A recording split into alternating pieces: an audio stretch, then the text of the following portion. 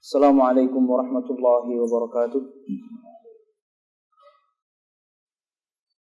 Innal hamdalillah nahmaduhu wa nasta'inuhu wa nastaghfiruh wa na'udzu billahi min shururi anfusina wa min sayyiati a'malina.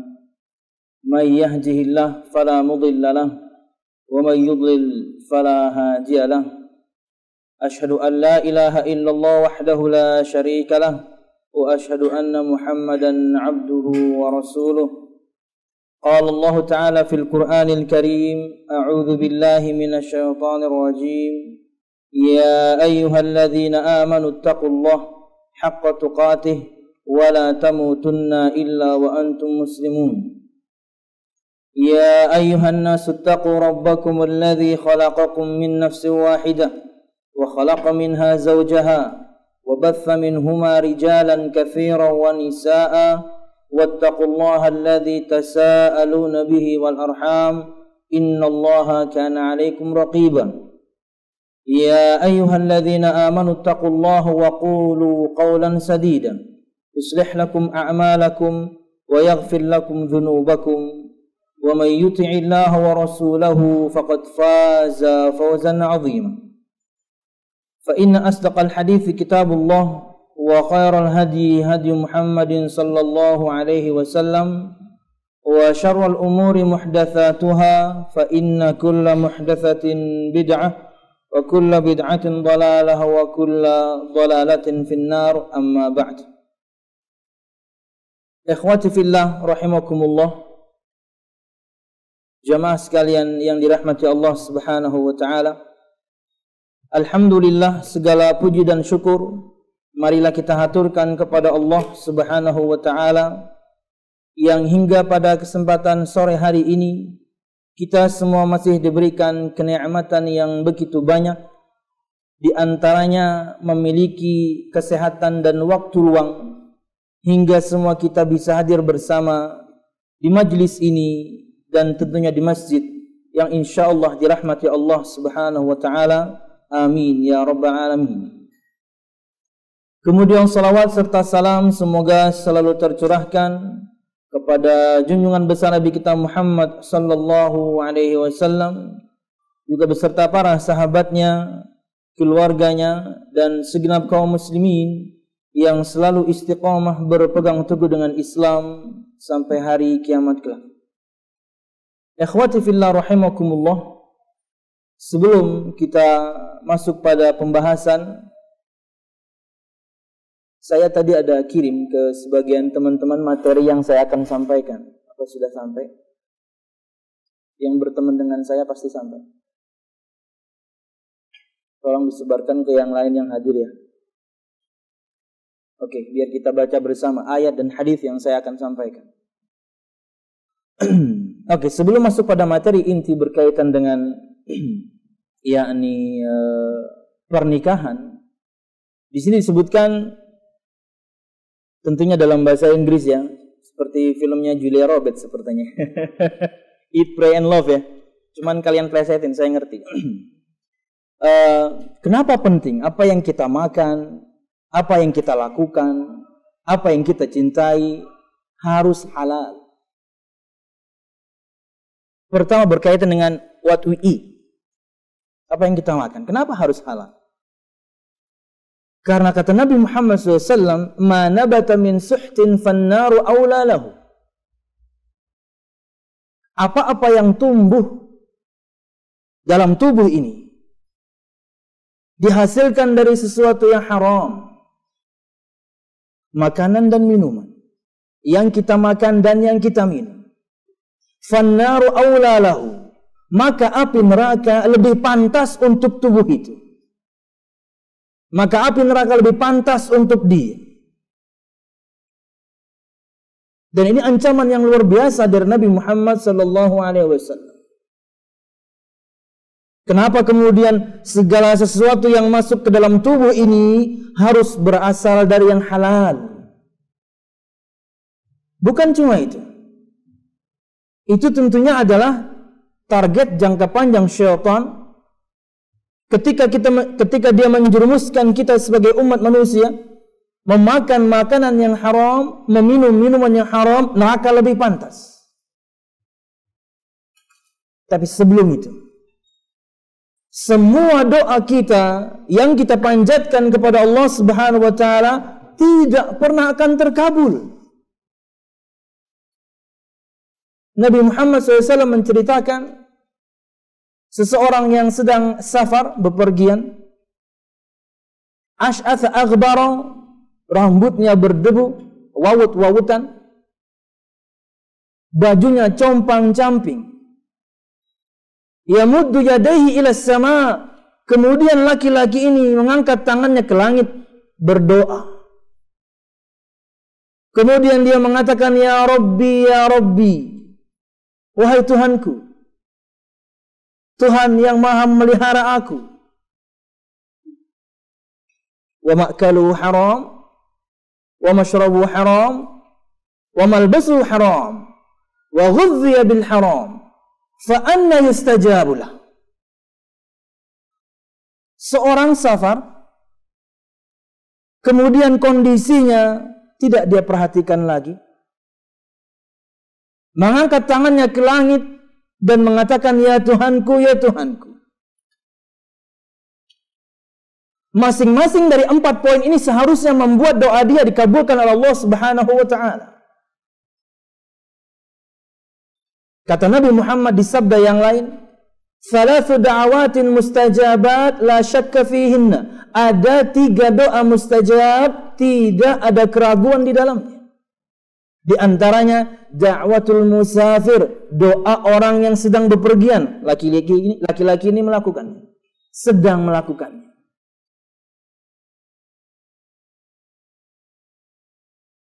Kemudian dengan kekhusyuan dia berdoa kepada Allah Subhanahu wa taala sampai kondisi tubuh dia tidak perhatikan lagi.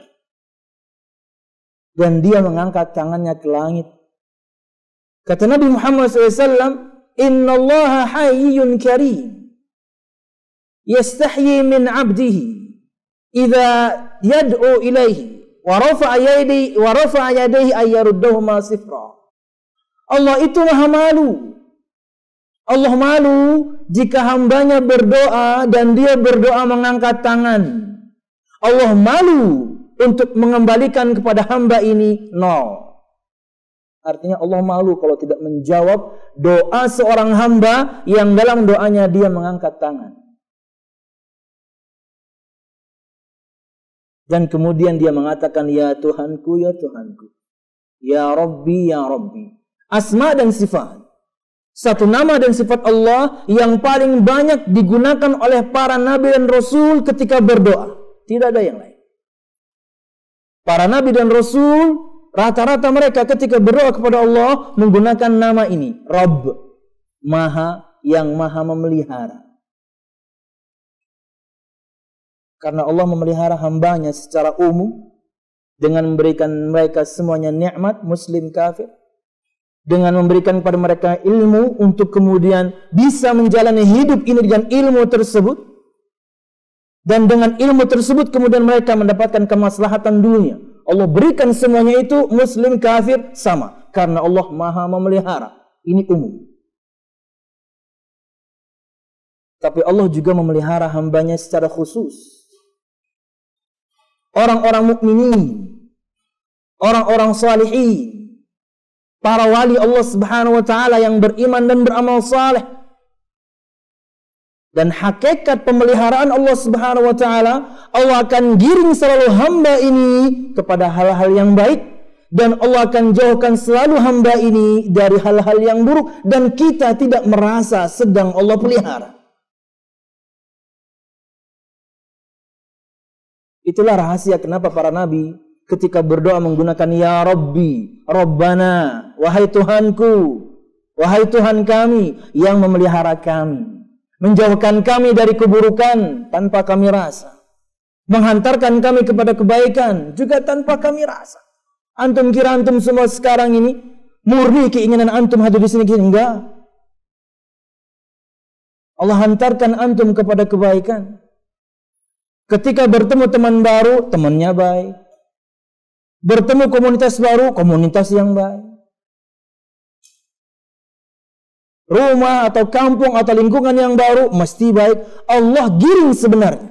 Kita tidak merasa. Oke. Hamba ini mengatakan, ya Tuhanku.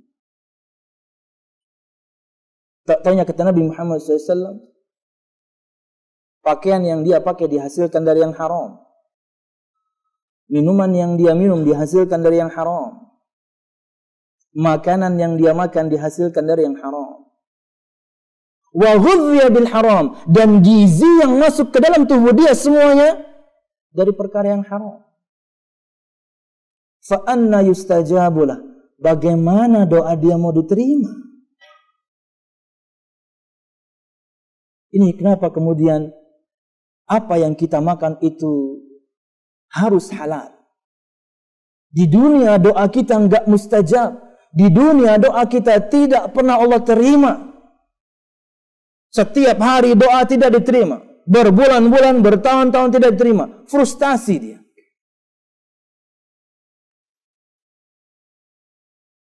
Ketika dia dalam keadaan seperti itu, iblis masuk. Sudahlah, kamu enggak usah doa-doa lagi. Toh enggak diterima juga. Tawaran A, kemaksiatan, diambil. Syubhat B, diambil. Setiap hari begitu. Kenapa dia sudah frustasi? Kenapa Allah nggak pernah jawab doa dia? Padahal dia yang salah. Penting. Perkara makanan dan minuman ini penting.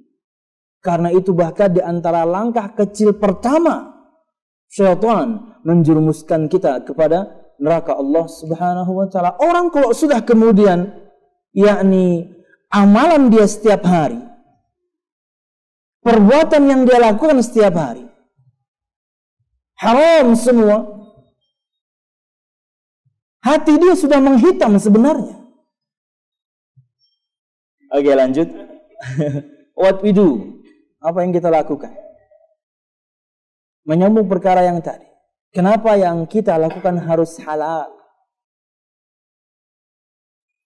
Orang kalau misalnya masuk dalam perkara yang syubhat saja, sudah masuk dalam perkara yang haram. Apalagi kemudian terjerumus kepada perkara yang haram. Termasuk di antaranya, apa kemudian yang kita cintai? Banyak hal. Yang kita cintai banyak hal. Dan porsinya harus pas. Porsinya harus tepat. Kalau fokus kepada pembahasan kita adalah seorang pasangan. Kata Nabi Muhammad SAW, ahbib habibaka hawnan ma. Asa an takuna baghidaka yawman ma.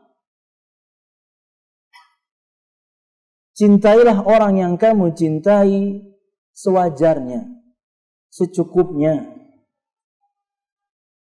Karena bisa jadi nanti suatu hari dia menjadi orang yang paling kamu benci. Dan sebaliknya. Bencilah orang yang kamu benci secukupnya, sewajarnya. Karena bisa jadi suatu hari nanti dia menjadi orang yang paling kamu cintai. Dalam perkara ini saja Nabi Muhammad ajarkan kepada kita untuk tidak berlebihan. Ya. Kecintaan kepada siapapun. Dan bahkan mungkin kalau kita kerucutkan, khususnya kepada pasangan. Atau bahkan sebelum menjadi pasangan. Biasa saja. Jangan berlebihan. Jamaah sekalian rahimakumullah, itu mungkin berkaitan dengan tema sebagai pembuka. Kenapa segala sesuatunya itu harus halal? Kemudian di dalam syariat Islam, kita tahu bahwasanya Islam ini agama yang sempurna. Tidak ada hal yang terlewatkan oleh agama Islam. Ketika misalnya perkara minum saja, Nabi ajarkan begitu banyak sunnah. Apalagi perkara ibadah, apalagi perkara akidah. Islam sempurna. Nabi Muhammad SAW ketika haji wada tahun ke-10 Hijriah. Ketika beliau berkhutbah di Arafah. Beliau bersabda, "Ala hal ballaghtu?" Hai kaum muslimin, bukankah aku sudah menyampaikan semuanya? Semua mereka menjawab, "Bala, iya ya Rasul, engkau sudah sampaikan semua." Tidak ada yang terlewat. Allah tidak wafatkan Nabi Muhammad sampai syariat Islam ini sempurna. Perkara akidah, perkara ibadah, perkara akhlak, perkara muamalah, nikah, perkara muamalah, lengkap. Makanya Islam betul-betul menjaga para pemeluknya dengan syariat dari Allah Subhanahu wa ta'ala. Biasa dikenal dengan istilah ad-daruriyatul khams. 5 perkara yang darurat, 5 perkara yang sangat penting, yang sangat diperhatikan oleh syariat Islam.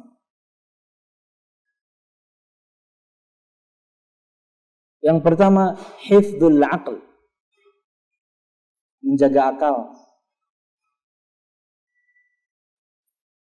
Makanya segala sesuatu yang kemudian akan merusak akal dilarang di dalam syariat Islam.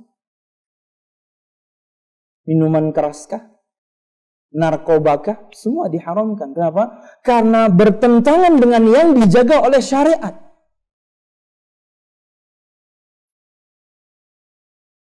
Yang kedua apa? Hifdzun nafs, menjaga jiwa. Makanya kita tahu bagaimana keharamannya membunuh seseorang. Karena jiwa itu dijaga dalam syariat Islam. Bahkan Nabi Muhammad menentukan satu had, hukum syar'i, jika satu jari seorang muslim ini terlukai, itu setara dengan 10 ekor onta. Bukan jarinya putus ya, luka. Luka. Berdarah. Di salah satu jari kita ini karena kezaliman seseorang, ente harus bayar 10 ekor onta. Begitu mahalnya darah seorang muslim, apalagi nyawanya. Makanya an-nafsu bin nafsi. Anda bunuh orang, Anda dibunuh juga.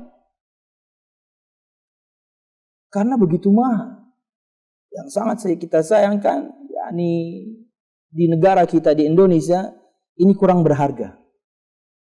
Dulu ya, semasa kuliah 2000 sampai 2004 di Madinah itu saya tidak pernah dapatkan selama 4 tahun, tidak pernah dapatkan acara hukum pancung. Berarti tidak ada kasus pembunuhan selama 4 tahun. Satu kasus pembunuhan pun bisa dipersidangkan setahun, 2 tahun, bahkan 3 tahun. Artinya sebelum saya ke sana pun berarti tidak ada kasus sebelumnya. Antum tahu kemarin pangeran yang dihukum pancung, itu persidangannya 3 tahun. Peradilannya 3 tahun. Baru kemudian dipenggal kepalanya. Kasarnya misalnya kalau kita ambil paling lama persidangan 3 tahun, berarti dalam 7 tahun terakhir ketika saya di sana tidak ada pembunuhan. Kenapa? Di sana sangat menakutkan. Orang sangat kemudian berpikir berkali-kali untuk memukul orang lain, apalagi membunuh. Anda pukul orang lain sampai berdarah dia, Anda bangkrut.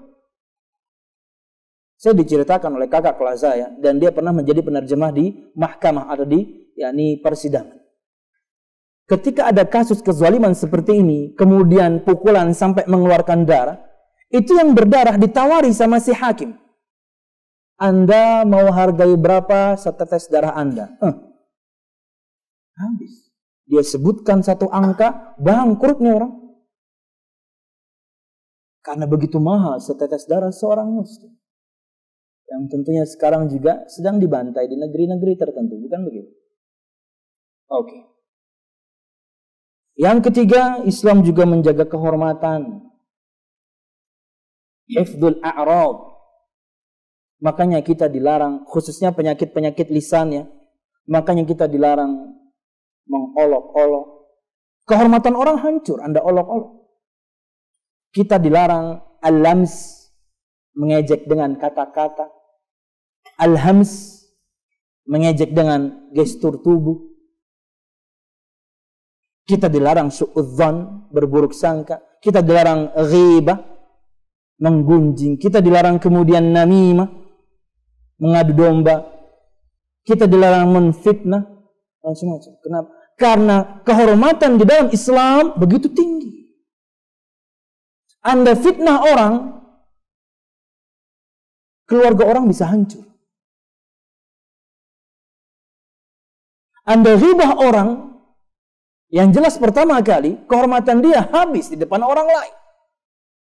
Khususnya fitnah sih ya. Islam menjaga itu. Makanya kalau pengen, kata para ulama, jika kita ingin membuat satu komunitas atau masyarakat yang Islami, Al-Hujurat, ayat-ayat terakhir itu di antara tipsnya. Dan rata-rata semua dosa yang harus dihindari oleh seorang mukmin dan muslim, dosa lisan, mulut. Dan paling banyak sebab yang memasukkan seseorang ke dalam neraka Allah, dosa mulut. Kata Nabi Muhammad SAW, man yadman li ma baina khaddayh. Dalam riwayat lain, man yadman li ma baina lihyayh wa ma baina fakhidayh adman lahul jannah. Barang siapa yang bisa menjamin untukku, dia bisa menjaga satu anggota tubuh dia yang terletak di antara dua rahang dan yang terletak di antara dua paha, mulut dan kemaluan. Adman lahul jannah, aku jamin dia surga, kata Nabi Muhammad. Karena paling banyak yang menyebabkan orang itu masuk neraka Allah, dosa lisan. Islam menjaga kehormatan seorang muslim. Kemudian hifdzul mal. Islam juga menjaga harta. Makanya kata Nabi Muhammad SAW, man qutila duna malihi falahul jannah atau dakhalal jannah.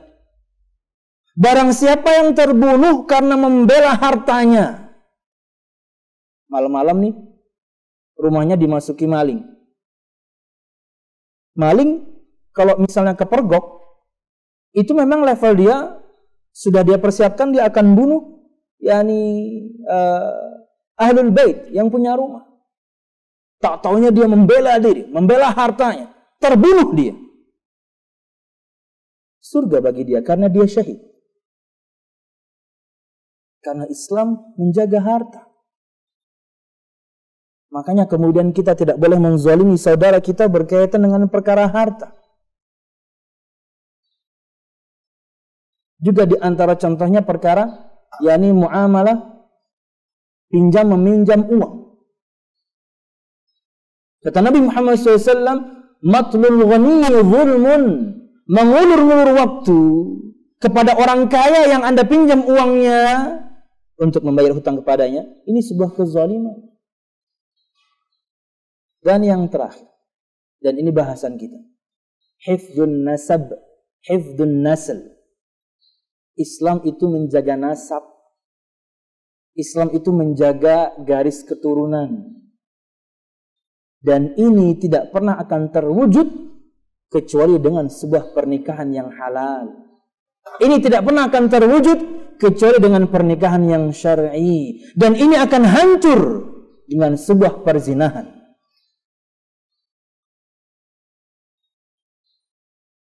Jamaah sekalian rahimakumullah. 2 hari yang lalu ya kalau nggak salah ya. Iya, 2 hari yang lalu. Enggak ding, malam kemarin. Saya dapat telepon dari Sampit. Dia menceritakan pertanyaan temannya. Itu yang saya dengar dari dia. Bahwasanya ada yang bertanya. Karena bisa jadi kadang-kadang orang ngomong begitu, itu kasus dia pribadi sebenarnya. Cuman saya ngerti.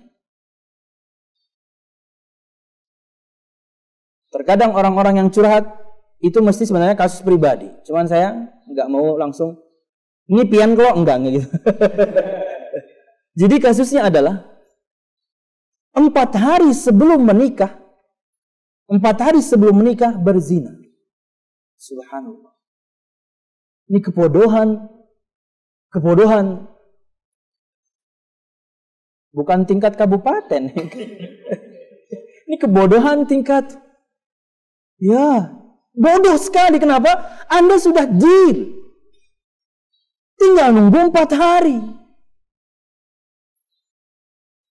Kata dia kasusnya sejak melakukan hubungan 4 hari itu bukan sekali ya, 4 hari sebelum hari H dia lakukan setiap hari 4 hari itu perzinahan. Menikah, sejak dari awal menikah, kemudian perempuannya tidak pernah haid. Jadi dong, walaupun ada kemungkinan di persetubuhan yang berikutnya mungkin yang membuahkan, belum tentu yang di 4 hari tadi. Tapi kan kita tidak tahu. Buruknya luar biasa. Dan berakhir pada perceraian memang. Rata-rata. Awal yang kurang baik berakhir pada juga perkara yang tidak baik. Kenapa? Terkadang awalnya baik saja kemudian perceraian bisa terjadi. Karena iblis dan semua tentaranya ketika anak Adam menikah dia marahnya minta ampun. Ya. Orang kalau menjalankan ketaatan, iblis dan semua tentaranya itu marah. Bahkan kata Nabi Muhammad SAW, "Idza qara'a ibnu Adam as-sajdata fasajada, i'tazala asy-syaitanu yabki, yaqulu ya waili, umira ibnu Adam bis-sujudi fasajada falahul jannah, wa umirtu bis-sujudi fa abaitu falyan nar." Jika seorang anak Adam membaca surah As-Sajdah, kemudian dia sujud, kata Nabi Muhammad, iblis, syaitan akan menyingkir dan dia nangis dan berkata, celakanya aku. Anak Adam disuruh sujud, kemudian mereka sujud dan mereka mendapatkan surga Allah. Dan aku disuruh sujud tapi aku menolak, membangkang, gak mau sujud, kemudian aku mendapatkan neraka. Ini perkara baca Quran doang. Ini perkara membaca Al-Quran saja. Apalagi perkara pernikahan di mana seseorang menjaga kehormatan dia. Wah, marahnya minta ampun iblis. Perhatikan hadis pertama yang saya sebutkan di sini. Di antara keutamaan pernikahan. Kenapa iblis begitu marah ketika orang menikah? Keutamaan menikah, tentunya definisi nikah saya tidak perlu jelaskan ya. Kita ingin langsung masuk poin. Yang jelas, yakni bersatunya 2 anak Adam, laki perempuan dalam ikatan yang syar'i. Definisi yang syar'i seperti itu. Dari sahabat Anas bin Malik radhiyallahu anhu, ia berkata bahwasanya Rasulullah sallallahu alaihi wasallam bersabda, "Idza tazawwaja al-'abdu faqad kammala nisfa ad-din. Falyattaqillah fi an-nisfil baqi." Jika seorang hamba menikah, maka dia telah menyempurnakan separuh agama. Maka hendaknya dia bertakwa kepada Allah Subhanahu wa taala di separuh sisanya. Apa hubungannya dengan kemarahan iblis tadi? Kalau antum perhatikan tadi di awal, ketika saya menyebutkan tentang menjaga nasab, dan juga ketika menjaga kehormatan, bukankah sebab yang paling banyak memasukkan orang ke dalam neraka Allah adalah dosa lisan dan kemaluan? Dosa lisan dan kemaluan. Nabi Muhammad menyebutkan, jika seseorang menikah, maka dia telah menyempurnakan separuh agama. Karena apa? Kemaluan dia sudah aman. Di mana banyak orang kemudian terjerumus kepada neraka Allah karena dosa itu. Iblis malahnya minta ampun. Karena dia di antara target jangka pendek dia akan jerumuskan semua umat manusia dalam kemaksiatan. Ini target jangka pendek. Untuk target jangka panjang, yaitu masuk neraka Allah Subhanahu wa ta'ala. Dan di antara tipu dayanya, triknya, metode dia mengelabui, menggoda, menyesatkan manusia, tazyinul batil, menghiasi kebatilan, menjadikan kebatilan itu seakan-akan indah. Kamu kan bakal nikah juga. Ya sudahlah, saling kenal satu sama lain, pacaran dong. Toh kalian nanti akan nikah.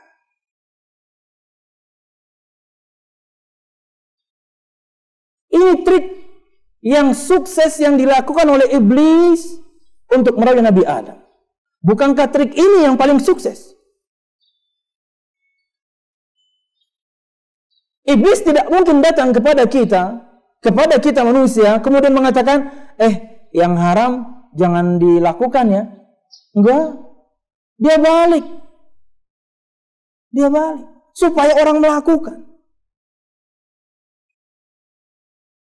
Nabi Adam disuruh untuk mendekati buah syajaratul khuldi, buah keabadian. Bagaimana rayuan dia? Sebenarnya Allah itu melarang kamu mendekati. Allah tidak pengen kamu jadi malaikat atau kamu bahkan jadi abadi. Itu doang. Kalau kamu makan, kamu jadi malaikat. Kalau kamu makan, kamu jadi abadi. Makan aja. Rayuan dia balik. Dan ini kerjaan dia. Dan dia berpengalaman ribuan tahun. Maka jangan pernah main-main. Insya Allah saya bisa jaga diri Ustadz. Insya Allah saya tahu batasan Ustadz. Enggak, jangan main-main. Anda belum masuk dalam momen berduaan doang ngomong begitu. Jangan main-main. Dia berpengalaman dan kemudian dia memiliki pasukan yang begitu banyak untuk merayu anak Adam. Karena level hasad yang dia miliki ya level iblis. Level hasad paling rendah itu mengharapkan kenikmatan hilang dari orang. Itu level hasad, iri, dengki paling rendah. Mengharapkan kenikmatan hilang dari orang. Iblis enggak gitu. Dia tidak mengharapkan kenikmatan Nabi Adam di surga hilang, enggak. Atau mungkin sebagian di antara antum gitu ya, ngelihat sebagian yang lain, khususnya akhwat gitu ya, mukanya mulus gitu ya, cantik gitu ya, kemudian dia iri, tapi masih iri level kabupaten, masih bawah. Dahan terjerungkup kan gitu ya. Kan terjerungkup, nyungsep, bugurai-gurai ya wak. Dia mengharapkan kenikmatan hilang dari orang. Tapi kalau level 2 mengharapkan kenikmatan hilang dari orang lain, pindah ke dia. Iblis pun nggak memiliki itu. Iblis yang lebih tinggi. Dia tidak mengharapkan kenikmatan orang lain hilang. Dia tidak mengharapkan kenikmatan orang lain hilang dan pindah ke dia. Dia pengen orang lain sengsara bareng sama saya.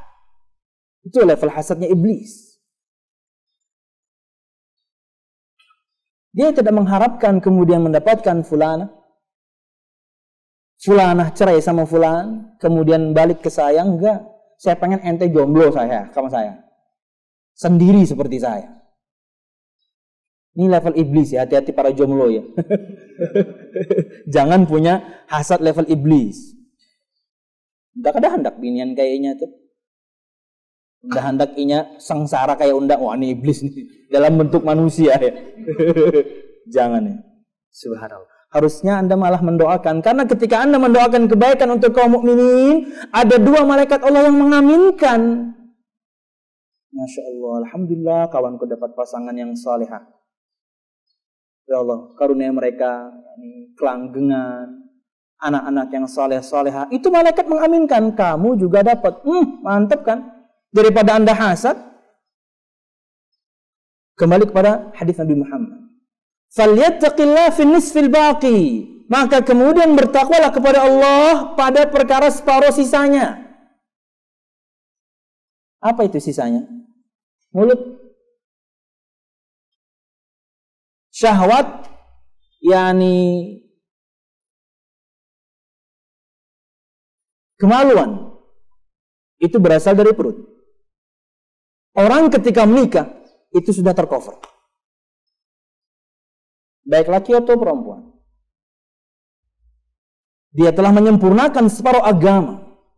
Karena paling banyak sebab yang menyebabkan orang kemudian masuk ke dalam neraka Allah, dosa itu. Karena tidak menjaga kemaluan. Maka hendaklah kemudian dia bertakwa kepada Allah pada perkara separuh sisanya. Mulut. Seorang sahabat lapor pada Nabi Muhammad SAW. Fulanah taqumul lail wa tasumun nahar wa tatasaddaq walakin tu'zi jiranaha bilisaniha. Qala sallallahu alaihi wasallam, la khaira fiha hiya min ahlin nar. Rasul, ada tuh fulanah, dia menghidupkan malamnya, tentunya dengan salat tahajud. Berarti kalau menghidupkan malam dengan tahajud yang wajib, berarti sudah selesai. Dan dia kemudian berpuasa di siang hari, maksudnya puasa sunnah. Berarti yang wajib sudah selesai perempuan ini. Wa tatasaddaq, dan dia bersedekah, berarti yang wajib pun sudah selesai. Tapi wahai Rasul, dia mengganggu tetangganya dengan buruknya lisannya. Kata Nabi Muhammad SAW, la khaira fiha, tidak ada kebaikan pada perempuan ini. Bayangkan, semua pahala itu sirna. Tidak ada kebaikan pada perempuan ini, pada dia. Hiya min ahlin nar, dia tergolong penghuni neraka. Kenapa? Dosa lisan. Dan ini tidak dimiliki oleh perempuan saja, laki-laki sama aja sekalinya. Saya ya, dalam 1 pekan terakhir ini ya, dapat info. Jadi seseorang akhwat, dia dilarang ikut kajian sunnah. Bapak ibunya tidak mengizinkan. Kenapa bapak ibunya tidak mengizinkan? Karena cuman dapat, yakni termakan fitnah yang disampaikan oleh paman sayur. Ayo, nang kada menjaga muntung lakian sekalinya. Gitu ya Mbak? Iya Ustadz, Masya Allah. Saya baca chattingnya ya, plus pusut dada juga. Lakian sama aja sekalinya. Jadi memfitnah dakwah ini, dakwah tauhid ini dengan hal-hal yang macam-macam kepada bapak dan ibunya, sampai anaknya nggak boleh ikut pengajian. Ada lagi kasus yang lain juga akhwat, itu ketika kepergok dengerin streaming aja, handphonenya dibanting. Sebenci itu orang dengan dakwah ini, subhanallah. Saya berpusut dada tuh Bang. Dari awal sampai detik ini, bukankan firman dan sabda yang saya sampaikan. Yang dari kantong saya sedikit, bahkan mungkin nggak ada. Bukan mereka sebenarnya yang benci. Iblis yang nggak suka, tapi dia ngajak-ngajak. Dia nggak ingin orang kemudian taat kepada Allah Subhanahu wa taala. Harus masuk neraka bareng saya semua kalian. La ughwiyannahum ajma'in. Janji dia. Saya akan sesatkan mereka semua ya Allah. La aqudanna lahum siratal mustaqim. Di ayat yang lain, saya akan kemudian halang-halangi mereka ya Allah dari jalanmu yang lurus. Jalan yang lurus itu bisa kebenaran, jalan yang lurus itu bisa Al-Quran dan hadis, jalan yang lurus itu adalah Islam itu sendiri. Bayangkan, semua kita terlahir dalam keadaan Islam. Dari fitrah Islam saja iblis ingin simpangkan kita dari fitrah Islam. Jadi jangan main-main. Jangan coba-coba. Oke, itu tentang yakni keutamaan menikah ya, menyempurnakan separuh agama. Berikut beberapa manfaat. Yang pertama, menikah akan membuat seseorang lebih merasa ketenangan. Ya, pernikahan itu menenangkan. Dan Allah Subhanahu wa taala firmankan ini dalam surah Ar-Rum ayat 21. Ayat yang biasa banyak di undangan-undangan ya, ayat yang bikin baper ya. Bukan ya, harusnya kita memaknainya ini ayat pemicu. Ayat pemicu supaya kemudian yakni saya memantaskan diri saya untuk mendapat seorang putri. Saya memantaskan diri saya untuk mendapatkan seorang pangeran. Ya. Allah berfirman, perhatikan yang dapat materi saya, silakan. Wa min ayatihi an khalaqa lakum min anfusikum azwajan litaskunu ilaiha. Ini manfaat pertama. Orang-orang yang suka galau tuh, orang-orang yang suka galau kalau kemudian dia ekspresikan dengan bikin status, itu mending ya kalau bikin status ya. Kalau bikin video ini yang parah ya, videonya semenit lagi. Udah gitu kita temenan lagi. Aduh, ngapain lihat orang lagi galau. Kan sekarang Instagram itu kan semenit ya. Jadi kita ngeliat orang galau semenit. Aduh, itu ruginya minta ampun. Aduh, unfollow aja ya, unfollow ya. Aduh, kenapa harus lihat orang lagi galau? Saya tuh kalau kalau di Facebook ya, siapa aja yang nge-add ya saya terima dulu. 1, 2, 3 kali aja dia bikin status ya, agak lebay, saya delkon. Gak ada manfaat buat saya, ngapain baca status kamu? Ya Allah. Apalagi misalnya akun-akun yang gak jelas. Contoh embun pagi. Enggak terima. 2, menanti senja. Oh ini orang suka puasa biasanya. Saya malas nerima yang gitu-gitu. Anda kalau bukan level dai yang kemudian terancam nyawa Anda karena dakwah yang Anda sampaikan, bolehlah Anda punya akun yang begitu. Gak ada masalah. Ya, bikin akun bukan abal-abal ya, bikin akun kedua karena ingin menyamarkan diri Anda, boleh, no problem. Tapi memang karena ada kekhawatiran dalam dakwah. Contoh, orang-orang Syiah itu mereka punya tentara yang berani bunuh orang. Saya waktu ikut daurah counter Syiah 3 minggu ya di Kuwait, kita memang disuruh kalian harus punya akun double. Yang satu itu standar biasa, ini lempeng gitu ya, firman, sabda. Yang satu ngantem. Tapi jangan pakai nama asli karena gak mudah ditelusuri. Jadi kalau bukan level ini nih, berdakwah karena kemudian ada tantangan yang mengerikan sampai level mau dibunuh, nggak usah bikin nama asli aja. Muhammad siapa ke? Aisyah siapa? Terserah. Nama asli aja. Kenapa memangnya? Ustadz takut riya. Nah ini jadi masalah. Riya itu adalah jurus, bahkan mungkin jurus pertama selain makan minuman. Jurus pertama iblis untuk supaya kita tidak ikhlas. Karena yang tidak bisa dia ganggu cuma orang yang ikhlas. Iblis yang ngomong. La ughwiyannahum ajma'in illa ibadaka minhumul mukhlasin. Saya akan sesatkan mereka semua kecuali hamba-Mu yang ikhlas. Iblis enggak bisa ganggu orang yang ikhlas. Apalagi cuman kemudian tentaranya. Iblisnya enggak bisa ganggu orang yang ikhlas, apalagi cuman tentaranya. Tapi lawannya ikhlas apa? Riya. Bismillah, beramallah. Terkadang amal harus memang diperlihatkan. Apalagi kemudian dengan memperlihatkan itu orang lain terpicu. Perlihatkan. Jangan sampai kemudian itu awal kita meninggalkan ketaatan. Takutan riya, sampai kemudian amal soleh kita tinggalkan. Kena kita oleh yakni langkah-langkah syaitan. Allah berfirman. Dan di antara tanda-tanda kekuasaannya Allah Subhanahu wa taala ialah Dia menciptakan untukmu istri-istri dari jenismu sendiri, yaitu manusia. Supaya kamu cenderung dan merasa tentram kepadanya. Ini di antara ayat bantahan untuk orang-orang yang memperbolehkan adanya pernikahan antara manusia dan jin. Karena sangat mungkin terjadi. Di antara kelebihan yang Allah berikan kepada jin adalah bisa berubah wujud. Dan di antara wujud perubahan dia, ya jadi manusia. Makanya kemungkinan pernikahan itu terjadi karena mereka pun melakukan persetubuhan dan mereka pun juga beranak. Tapi ayat ini sebagai bantahan.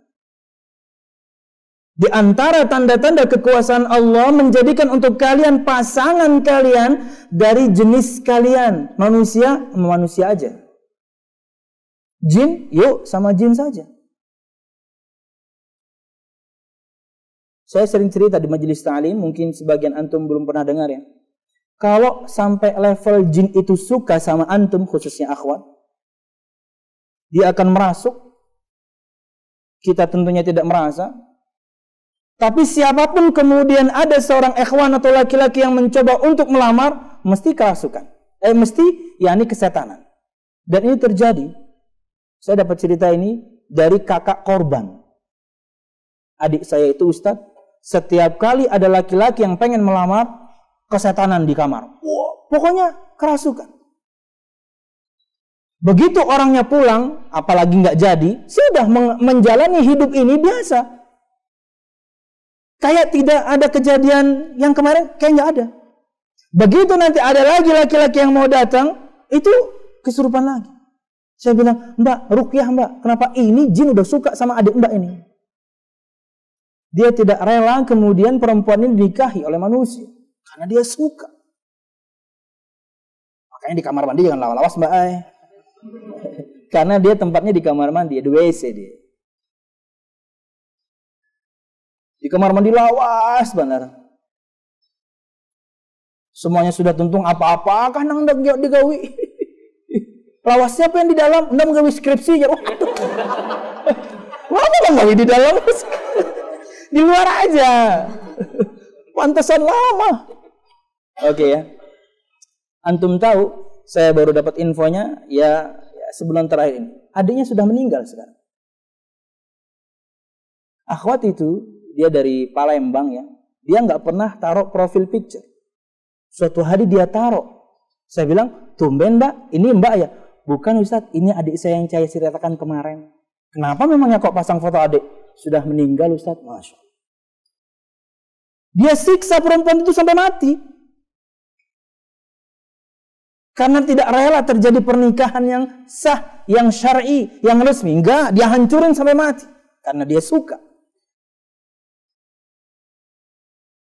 Di antara tanda-tanda kebesaran Allah, menjadikan dari jenis-jenis kalian, istri-istri pasangan untuk kalian, dari jenis kalian, yaitu manusia. Supaya apa? Ini pembahasan kita kan? Manfaat pernikahan. Supaya kalian cenderung kepadanya dan merasa tentram. Pernikahan itu menentramkan. Ini diantara manfaat yang harus ada di benak kita semuanya. Ingin mendapatkan ketenangan duniawi, maka menikahlah. 2. Di antara manfaat pernikahan, Allah akan mencukupkan rizki. Allah akan mencukupkan rizki. Bukan berarti kemudian kita tanpa perhitungan, tidak. Tapi kemudian kalau sudah dikira cukup, maka lakukanlah. Kenapa? Allah akan perkaya Anda. Kaya dalam artian kaya hati. Yang namanya kekayaan itu intinya di hati. Allah berikan Anda kecukupan. Ghina. Dalam firman Allah ini, itu kecukupan. Anda merasa cukup dengan yang ada ini. Saya praktekkan pada diri saya saja ya. Contoh. Ketika menikah, saya masih kuliah. Buru-buru punya fulus. Walaupun dapat gaji waktu kuliah, dapat gaji ya. Tapi ngepas lah istilahnya kalau digunakan untuk menikah. Waktu itu gajinya sebulan 850 real. Dengan kurs kala itu 1,6 sampai 2 juta lah. Ini sudah kuliah gratis, digaji pula ya. Mbah itu pengoler, harus dijajak. Harus rajin karena gitu sudah gratis, digaji pula. Oke. Menikah dan tentunya masih kuliah. Karena tahun 2003 itu saya udah pusing lihat perempuan. 2003 ini ya. 13 tahun yang lalu. Karena ketika di Madinah, wah anteng. Jangankan wajah perempuan, betis perempuan, tangan dia kita nggak pernah lihat. Karena semuanya ketutup. Iya kan? Begitu sampai Indonesia, waduh, ceng. Belum lagi ke rumah, di bandara aja udah. Belum di bandara Indonesia nih, di bandara Riyadh saja kan, biasanya dari Madinah ke Riyadh dulu, kemudian ganti pesawat. Waktu ganti pesawat itu saja, tadi TKW yang tadi pakai cadar, pakai jilbab besar, itu kemudian masuk ke WC yang tadi, yang skripsi, masuk.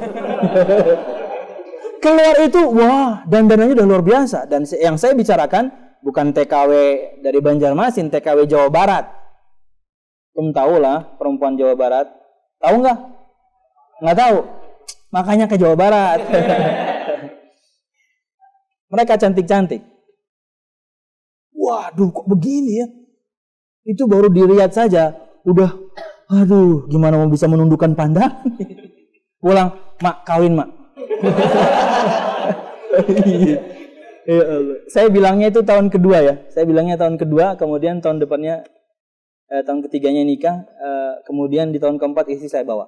Karena ingin menjaga iffah, ingin menjaga kehormatan pribadi, takut terjerumus kepada hal-hal yang tidak diinginkan. Itu 2003. Sekarang 2016, ya Allah, luar biasa. Tapi ketika menikah betul-betul menenangkan. Kenapa? Kita sudah memiliki pasangan. Itu tujuan pernikahan. Kita lagi ngomongin rezeki ya. Aduh, sorry. Minum dulu. Aduh. Anak 1, saya masih sama mertua. Alhamdulillah punya sepeda motor. Anak 2, masih sama mertua. Anak 2 itu ngontrak. Dan 2 sepeda motor. Anak 3 masih ngontrak juga, punya mobil. Sekarang anak 4 sudah sampai atap bangun rumah, alhamdulillah. Mereka datang membawa rezeki. Mereka datang membawa rezeki masing-masing. Dan tidak boleh takut. Jika kalian kemudian fakir, Allah akan cukupkan rezeki kalian. Karena Allah kemudian akan mencukupkan ketika seorang itu menikah, dan karena pernikahannya dia pengen menjaga kemuliaan dia sebagai seorang manusia. Allah akan kemudian perkaya. Jadi masalah kadang-kadang nih, orang tua akhwatnya ini belagu nih. Masangnya tinggi banget. Wah, jadi kita pusing kan ya. Padahal kan syarat pernikahan itu simpel ya. Ada 2 mempelai, ada 2 saksi, ada wali, ijab kabul, selesai. Kenapa harus lulus S2? Kenapa harus sudah punya pekerjaan tetap? Kenapa harus sudah punya tetap? Waduh, gak nikah-nikah orang kalau seperti itu. Di Saudi itu ya, banyak perawan tua. Karena orang tuanya seperti itu. Kalau sudah kemudian syariat dilanggar, mesti ada kemadharatan. Karena kata Nabi Muhammad, yang paling utama itu yang maharnya paling murah. Ya. Bukan kemudian bertinggi-tinggi. Saya pernah mengisi nasihat pernikahan. Waktu itu maharnya 100 juta. Waduh, saya kagetnya luar biasa. Dia bukan putri Indonesia, bukan mahal banget. Subhanallah. Kalau sudah seperti itu mahalnya, kemudian Anda tidak manut sama suami, wajar kemudian kalau dia cerai. Kenapa? Ente waktu saya nikahi mahal banget, kok nggak mau taat? Kan gitu ya.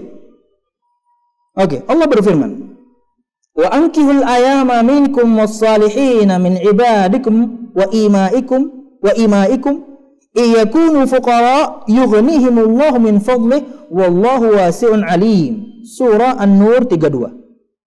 Dan kawinkanlah, ini perintah sebenarnya untuk para orang tua ya. Jadi nanti kapan-kapan kalau kajian kalian seperti ini, undang orang tua kalian.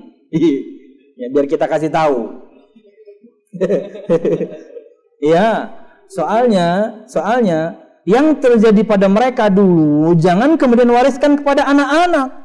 Unda bahari ngalih ban aja, anak unda, larang tupang aja. Enggak perlu begitu. Jangan seperti barang dagangan. Ingat ya, Umar bin Khattab radhiyallahu anhu itu sampai level menawarkan anaknya. Bukan nunggu dilamar. Menawarkan anaknya, Hafsah. Ketika itu suaminya meninggal di salah satu peperangan, jadi janda dia. Umar bin Khattab tidak tinggal diam, dia langsung tawarkan anaknya kepada Utsman bin Affan. Utsman diam. Beliau tawarkan kepada Abu Bakar As-Siddiq, pun beliau diam. Kala itu disebutkan dalam riwayat Imam Muslim, Umar bin Khattab marah dengan 2 sahabat itu. Karena nggak ngomong, satu patah kata pun nggak keluar. Saya nggak maukah, atau saya belum siapkah, atau apa gitu. Nggak keluar, diam. Dia tawarkanlah kepada Nabi Muhammad SAW. Tak taunya dinikahi Nabi Muhammad. Bayangkan. Dia pengen mencari menantu yang saleh selevel Utsman dan Abu Bakar. Tak taunya dia mendapatkan makhluk paling mulia sejagat raya, Nabi Muhammad SAW. Berat memang. Makanya ini harus ada orang tua kalian sebenarnya. Ketika melihat seorang pemuda, kita nilai secara zahir, dia baik, dia saleh, agamanya baik, tawarkan anak Anda.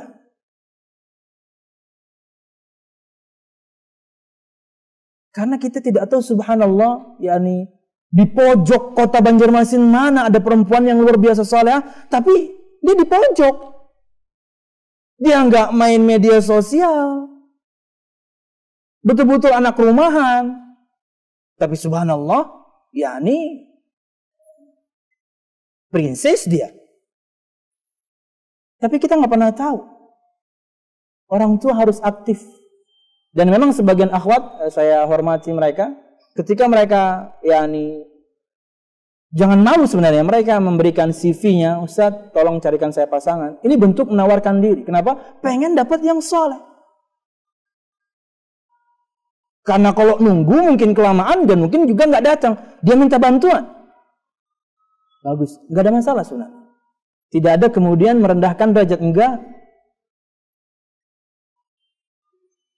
Jamaah sekalian rahimakumullah, Allah berfirman, dan kawinkanlah orang-orang yang sendirian di antara kamu dan orang-orang yang layak berkawin. Aduh, terjemahannya gimana sih ini?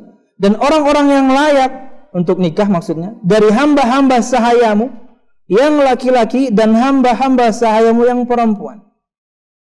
Jika mereka miskin, Allah akan memampukan mereka dengan karunia-Nya. Yughnihimullah, Allah akan memampukan, Allah akan mencukupkan, Allah akan membuat mereka kaya. Cukup. Ini manfaat pernikahan. Dan Allah disebutkan, dan Allah maha luas pemberiannya lagi maha mengetahui. Allah maha luas.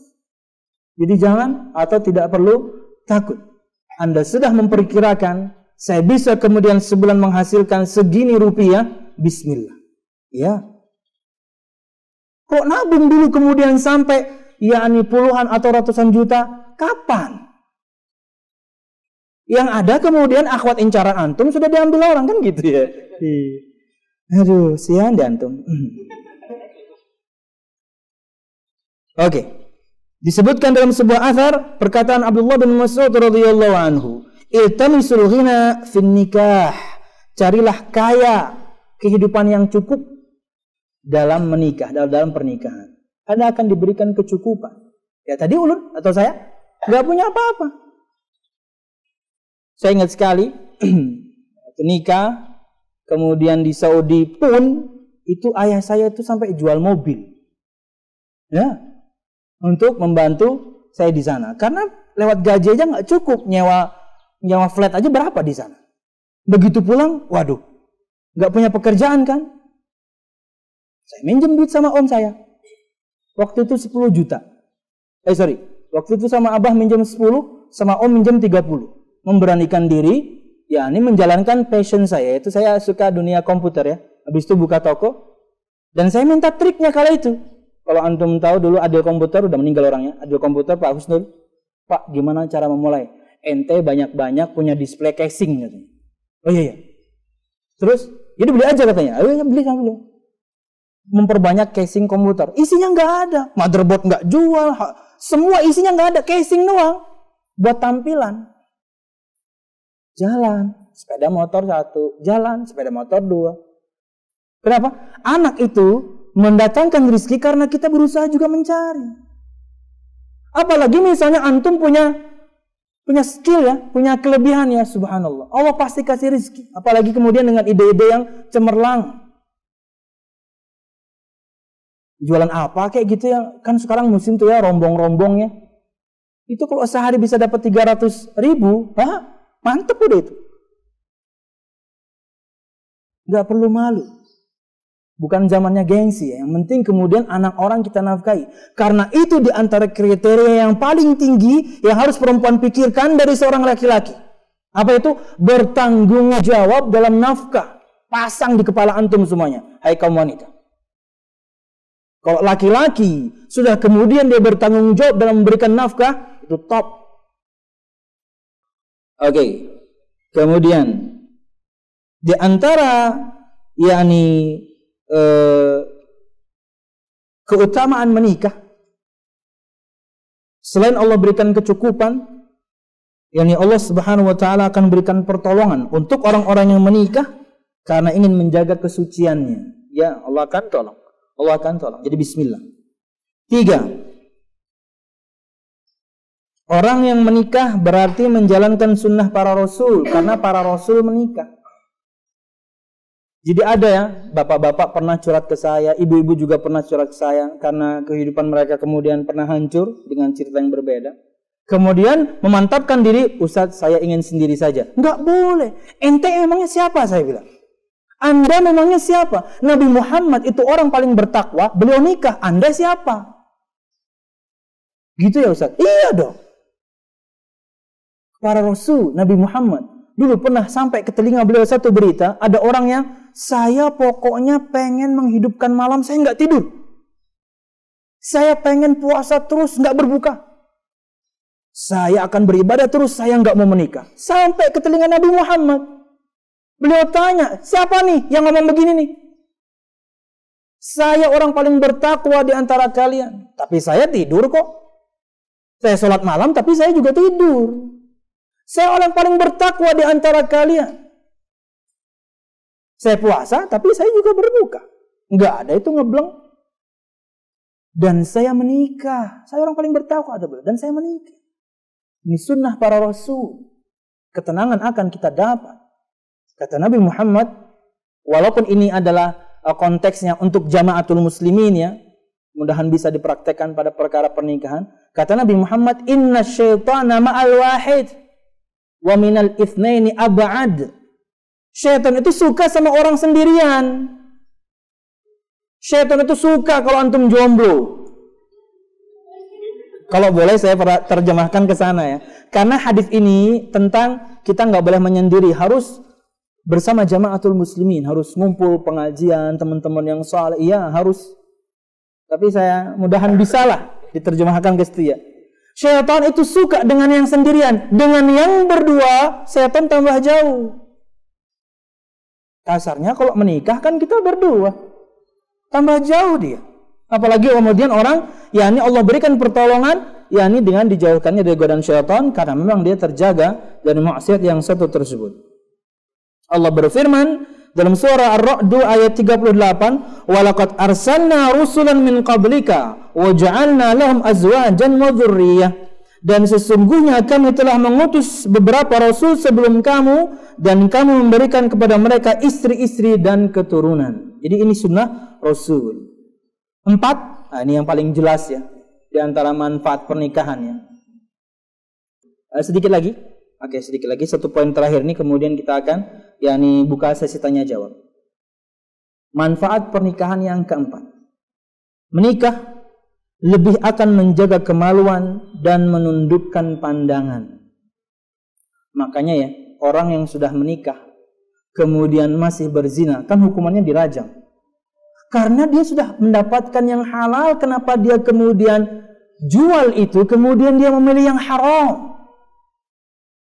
Ya, kenapa orang yang berzina, yang bujang itu dicambuk 100 kali, yang pernah menikah itu dirajam sampai mati? Karena dia basicnya sudah mendapatkan perkara yang halal, kok tidak Anda lanjutkan dengan yang halal? Anda tukar dengan yang haram. Jadi murka Allah double. Ingat, pernikahan lebih akan menjaga kemaluan dan menundukkan pandangan. Berdasarkan sabda Nabi Muhammad sallallahu alaihi wasallam, "Ya ma'syarasy syabab, man istata'a minkumul ba'ah falyatazawwaj, fa innahu aghaddu lil basari wa ahsanu lil farji, wa man lam yastati' fa 'alaihi bis-shawmi fa innahu lahu wija." Wahai segenap pemuda. Ini khitab untuk kaum laki-laki.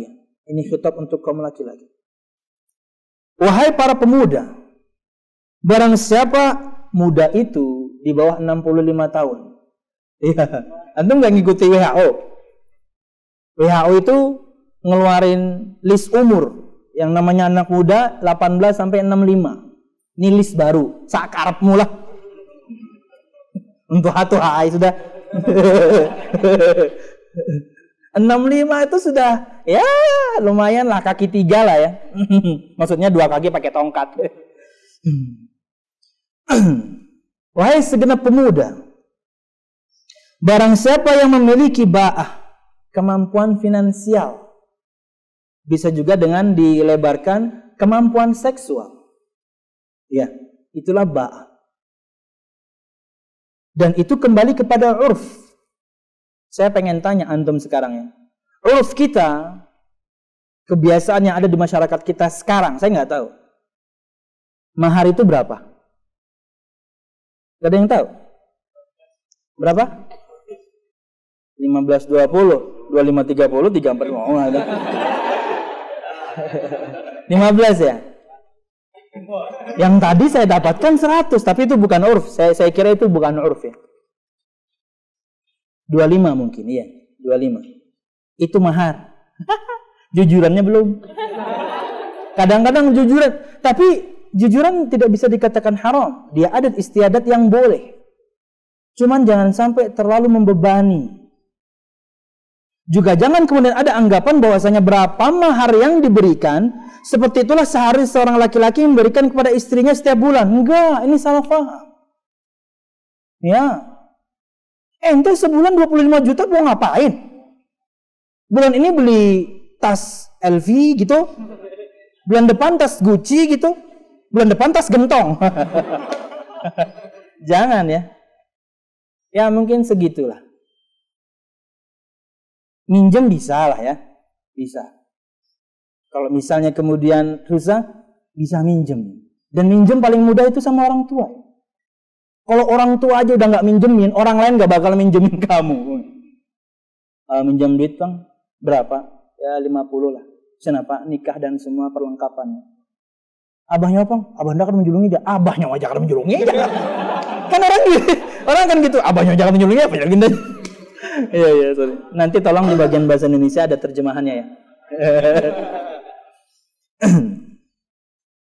Barang siapa yang memiliki ba'ah, mungkin kita kerucutkan kemampuan finansial. Dan itu saya rasa mungkin sudah tinggi ya. Selawi juta itu sudah tinggi. Maka menikahlah. Karena nikah itu lebih akan menundukkan pandangan dan lebih menjaga kemaluan karena kita sudah kemudian memiliki pasangan yang halal. Untuk kemudian Anda melampiaskan syahwat. Ya, lebih menundukkan pandangan, lebih menjaga kemaluan. Di mana ini salah satu dosa yang paling banyak menjerumuskan manusia ke neraka Allah Subhanahu wa ta'ala. Barang siapa yang belum mampu, nah ini antum kayaknya. Barang siapa yang belum mampu, maka berpuasalah. Karena puasa itu bagai obat pengekang baginya. Puasa itu sebagai tameng. Karena yang namanya ketika puasa, aliran-aliran darah kita itu menyempit, bahkan di antaranya juga syahwat akan mereda. Wallahu a'lam bishawab. Sepertinya sampai situ dulu ya.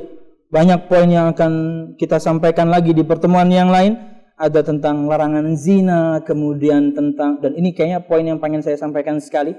Kemudian tentang kriteria, yakni pasangan yang ideal, bagaimana laki-laki, bagaimana perempuan ya. Insya Allah di pertemuan yang lain. Mudahan ya berkaitan dengan manfaat ini bermanfaat untuk kita, menjadi motivasi untuk kita kemudian yakni menjalankan sebuah pernikahan dengan pertimbangan yang matang tentunya ya, dengan istikharah dan lain sebagainya. Wallahu a'lam bishawab. Ada pertanyaan?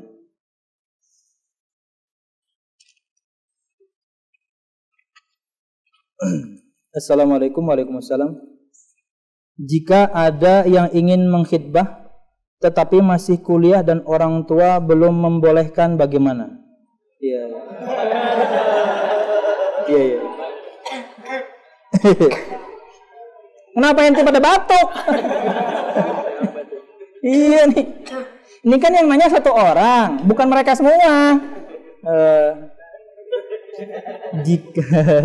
Jika ada yang ingin mengkhidbah tetapi masih kuliah. Ini yang masih kuliah siapa nih? Yang pengen dikhidbah apa yang mau mengkhidbah? Dan orang tua belum membolehkan. Mungkin yang perempuan ya. Iya. Maka untuk saran saya pribadi, Yang saya lakukan dulu ya jangan disamakan. Ketika mungkin sebagian antum masih bisa menahan diri dan kemudian sampai lulus kuliah, maka bakti Anda kepada orang tua jauh lebih utama. Iya. Mungkin selesaikan akan jauh lebih baik. Tapi kalau misalnya hal tersebut akan menjerumuskan kalian kepada hal-hal yang na'udzubillah tidak baik, sampai level berpacaran atau na'udzubillah sampai level zina, karena trik syaitan, udah nyawa gawe aja dulu, nyawa sudah tergawi dinikahkannya apa? Ya, kurang lebih seperti itulah kurang lebih suara setan ya. Jangan. Pertama, saran saya pribadi, lebih bersabar, selesaikan. Tapi kalau misalnya memang ini akan menjerumuskan kepada perkara yang haram seperti perzinahan, bicaralah baik-baik. Bicaralah baik-baik pada orang tua. Dan ingat, untuk si laki-lakinya, kalau misalnya anggapan saya dia juga masih kuliah, Anda harus berpenghasilan. Kenapa? Karena ketika Anda menikahi perempuan, Anda harus menafkahi. Bukan nikah begitu saja. Saya bukan berarti memberatkan, tidak. Harus ada tanggung jawab. Ingat nasihat saya pertama tadi? Dan ini harus ditanamkan ke benak semua kaum akhwat. Laki-laki yang baik itu selain tentunya agamanya adalah yang betul-betul bertanggung jawab dalam memberikan nafkah. Itu laki-laki sejati. Dia menafkahi Anda. Mungkin nggak berlebih tapi cukup, karena apa? Allah akan cukupkan Anda. Tapi ingat, milikilah pekerjaan. Bisa. Yani antum bagi waktu kuliah dengan kerja, walaupun nanti akan terseok-seok ya. Tapi Anda aman. Kenapa? Anda sudah kemudian mengikatnya dalam sebuah yakni biduk rumah tangga, akan jauh lebih aman. Jadi sabar dulu. Yang kedua, kalau memang tidak, maka bicaralah baik-baik kepada kedua orang tua, bertemu kedua orang tua, kemudian bicarakan yang baik. Tapi udah nggak apa kuliah aja, jar abah nang lakian. Dia kuliah karena aku nang membiayai. Oh, mantap. Abah siapa itu? Kemudian, pertanyaan kedua.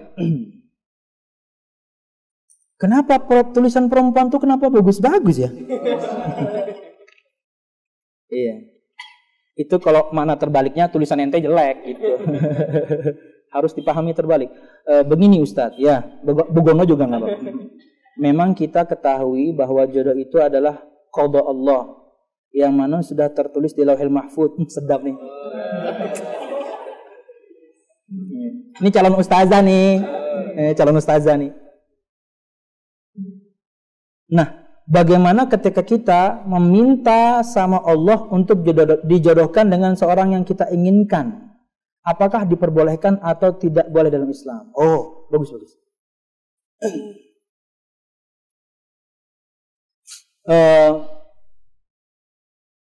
Pasangan yang yakni sudah Allah siapkan untuk kita, betul sudah Allah tuliskan di Lauhil Mahfuz, terjaga, tidak mungkin berubah, dan tidak ada yang bisa mengganti atau merubah atau ngintip, nggak ada, sudah tertulis.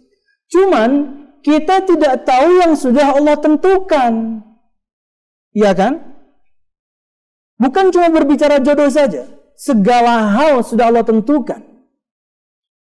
Makanya jangan ada kesalahan, jangan ada salah faham ketika kita berdoa, berarti kita berdoa dengan sesuatu yang belum Allah tuliskan. Itu salah.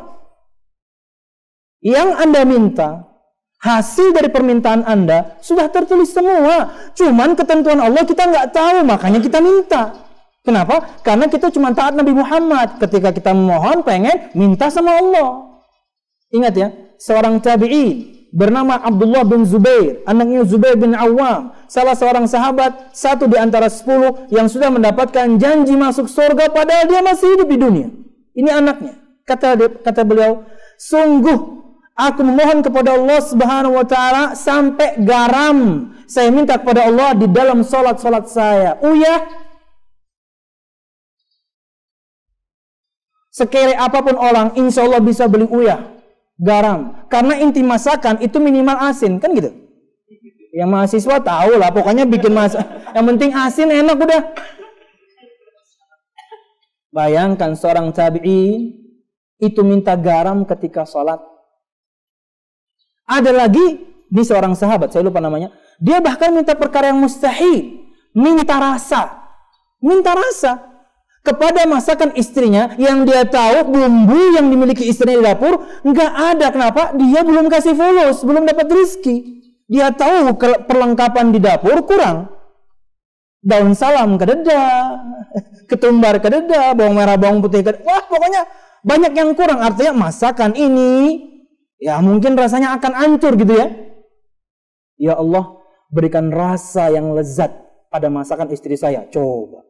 Sampai perkara yang mustahil dia minta sama Allah.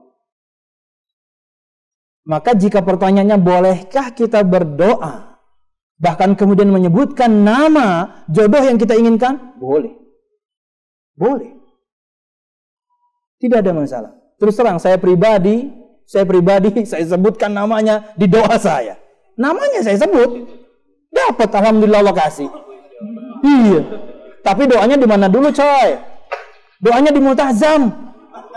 Di multazam. Wah, dapat multazam itu susah. Multazam itu jeda antara Hajar Aswad dan ujung pintu. Cuman muat untuk orang Asia ya mungkin 3 orang lah. Untuk orang Eropa, Afrika 2 orang juga ketutup tuh. Dan sunnahnya berdoanya menempelkan wajah, 2 telapak tangan dan juga dada. Saya doanya di situ. Saya sebut nama. Syukur waktu itu di samping saya orang Afrika, dia nggak kenal. Coba yang di samping saya itu teman, apalagi sama-sama orang Banjar. Oh, inya kayaknya handang gak? Syukur dia nggak ngerti ya. Makanya berdoa itu yang liris saja. Berdoa itu yang liris saja. Mungkin dalam hati saja. Fulanah ya Allah. Fulan ya Allah ya. Tapi kalau misalnya kemudian belum terkabul dan bahkan mungkin tidak terkabul, nama yang Anda sebutkan itu tetapnya menikah dengan yang lain, cepat-cepat move on ya. Assalamualaikum Ustadz. Waalaikumsalam. Bagaimana caranya menjaga diri agar Bagaimana cara menjaga diri agar jin tidak menyukai kita, dalam kurung wanita, karena jin tersebut padahal kita tidak ingin tapi dia tiba-tiba menikahi. Siap. Begini. Di antara caranya adalah ini satu tips saja ya, tapi mungkin bahasannya banyak. Berlindunglah kepada Allah Subhanahu wa taala. Itu caranya. Dan itu cara paling mujarab supaya kita terjauh dari godaan syaitan, apalagi sampai level mereka naksir. Ya. Berlindunglah kepada Allah Subhanahu wa taala di 7 momen atau tempat. 1. Sebelum masuk WC. Dengan doa, apa doanya? Sebelum masuk WC. Allahumma inni a'udzubika minal khubuthi wal khaba'ith. Allahumma barik lana. 2. Silakan. Yang kedua, memohonlah kepada Allah Subhanahu wa taala ketika marah. Berlindunglah kepada Allah ketika marah dengan menyebutkan a'udzubillahi minasyaitonir rajim. 3. Berlindunglah kepada Allah Subhanahu wa taala ketika mendengarkan suara lolongan anjing atau ringkikan keledai dengan doa a'udzubillahi minasyaitonir rajim. 4. Berlindunglah kepada Allah Subhanahu wa taala sebelum membaca Al-Qur'an dengan doa a'udzubillahi minasyaitonir rajim. 5. Berlindunglah pada Allah Subhanahu wa taala, ini untuk kaum laki-laki sebelum bersetubuh nanti tentunya ya. Ini doa. Dengan doa dari Nabi Muhammad SAW, Allahumma jannibna syaitana wa jannibis syaitana ma razaqtana. Dan kaum wanita, para istri harus ingatkan suaminya untuk berdoa. Karena mereka, kalau kita tidak berdoa, mereka nimbrung. Karena mereka melakukan persetubuhan. Dengan doa, ya Allah ya Tuhanku, jauhkanlah dari kami syaitan, dan jauhkanlah dari kami syaitan rizki yang akan engkau berikan. Anak maksudnya. Karena kata Nabi Muhammad, jika dari persetubuhan tersebut kemudian menghasilkan seorang anak, maka anak ini tidak pernah akan bisa diganggu syaitan selamanya. Bayangkan dahsyatnya doa. Berapa tadi? 5 ya. 6. Berdoalah kepada Allah Subhanahu wa taala ketika sebelum bepergian atau ketika ingin mendatangi satu tempat, apalagi tempat yang angker. Pun di rumah boleh membaca doa ini, berlindung kepada Allah Subhanahu wa taala dengan doa A'udzu bikalimatillahi tammati min syarri ma khalaq. Aku berlindung kepada Allah dengan kalimatnya yang sempurna, la ilaha illallah, dari semua kejahatan makhluk yang Allah ciptakan, jin, manusia, binatang. Aman. Berapa tadi? 6 ya. Yang ketujuh adalah perlindungan untuk anak, betul. Ini ketika sudah punya anak, kita bikin perlindungan buat mereka. Praktek Nabi Muhammad kepada Hasan dan Husain dengan doa, U'idzukuma bikalimatillahi tammah min kulli syaitanin wa hammah wa min kulli ainin lamah. Ya Allah, ya Tuhanku, aku mohon kepadamu perlindungan untuk kalian berdua. Nanti kalau punya anak laki-laki, u'idzuka. Kalau punya anak perempuan, u'idzuki. Oke? Bikalimatillahi tammah, dengan kalimat Allah yang sempurna, la ilaha illallah. Min kulli syaitanin wa hammah, dari godaan syaitan dan hammah. Hammah bisa maknanya 2 ya. Di antaranya yang mudah diterjemahkan orang yang jahat, orang yang pengen jahat. Wa min kulli ainin lamah, dan dari penyakit ain yang mencela. Maka aman. Kalau boleh saya tambahkan, maka ruqyahlah diri Anda pribadi setiap hari sebelum tidur. Perlindungan sebelum tidur dengan membaca Al-Ikhlas, Al-Falaq, An-Nas. Baca Al-Ikhlas, bukan baca Al-Ikhlas, An-Nas, Al-Falaq. Bukan. Dibaca Qul huwallahu ahad, kemudian Qul a'udzu birabbil falaq, Al-Birabbil Nas, selesai. Kemudian tiupkan ke tangan Anda dengan sedikit ada tampias air liur. Oke? Kemudian usapkan ke seluruh tubuh. Oke? Dimulai dari kepala, pundak, lutut, kaki, Oke. Seluruh tubuh. Oke. Sudah ya, itu kurang lebih perlindungan. Jadi berlindung kepada Allah. Sudah ya? Nanti kita lanjut. Masih banyak pertanyaan nih. Itu mungkin yang bisa saya sampaikan. Mudah-mudahan bermanfaat. Salah dan khilaf, saya mohon maaf. Mudah-mudahan ini bisa berlanjut. Wallahu a'lam bishawab. Subhanakallahumma bihamdika asyhadu an la ilaha illa anta astaghfiruka wa atubu ilaik. Assalamualaikum warahmatullahi wabarakatuh.